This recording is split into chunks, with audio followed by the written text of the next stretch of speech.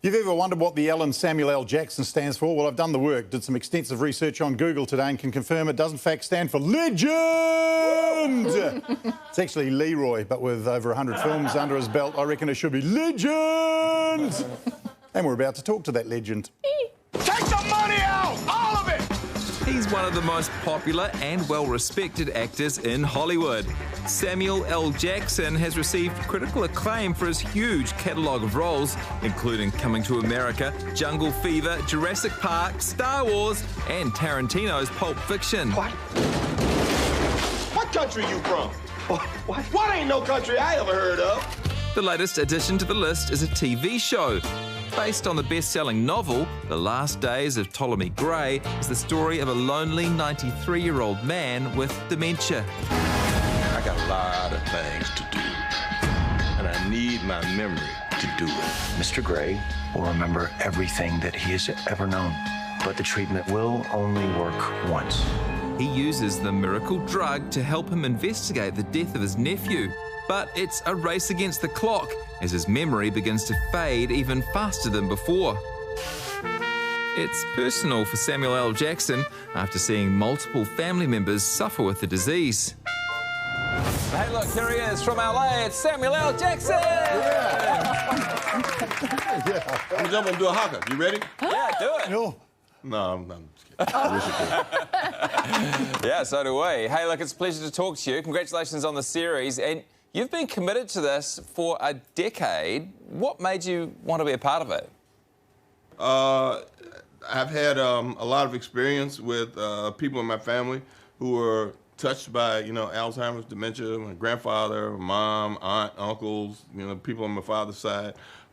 So it was kind of an opportunity to do something to honor all the people, that I've seen the light go out in their eyes, and to, tell a story about lives well lived and people who contributed to society in a way that, most people don't know. They don't have to be spectacular, just be people. In that personal experience you'd had with dementia, did that affect how you approached the role? It didn't affect how I did it. It affected the things that I needed to remember to project onto a screen or to the character so that an audience could look at it and have an honest response to them, knowing that, there have been people who've done the same thing that I did, that had conversations with their affected relatives and thought that they understood what they were saying and they did not. Or that you talked to them and you thought they were listening, and when their response came, it was not the response you expected, and what that puts on your face. Mm-hmm. Or even asking them a question that that they know the answer to, and they do too, and they want to answer it, and seeing the frustration of them trying to answer it, going from frustration to confusion, from confusion to anger, and you get it, and it's kind of like, oh my God. Or just going by them and see them sitting in one place by themselves in that isolated spot and wondering where they are. Apart from those day-to-day struggles that you're mentioning there, obviously the series is also a lot about memories. Are there any memories from your amazing career that you look back on and you think, I cannot believe that happened to me? You know what? I sometimes have those memories, and I have to ask myself, was that a memory from when I was using drugs and I just don't remember it? Or did that really happen?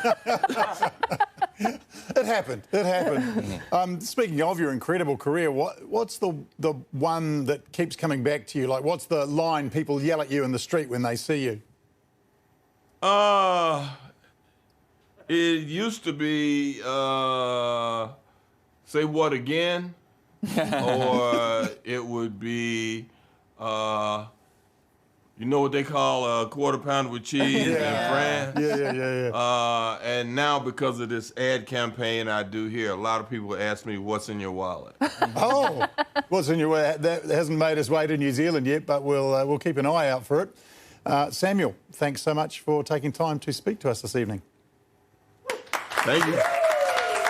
Yeah, you would hope, wouldn't it, that it comes from an ad campaign, because someone doing that to you in the street can be quite confronting. I don't know, I'd say, sure, Samuel L. Jackson, whatever you want. You can find The Last Days of Ptolemy Grey on Apple TV+.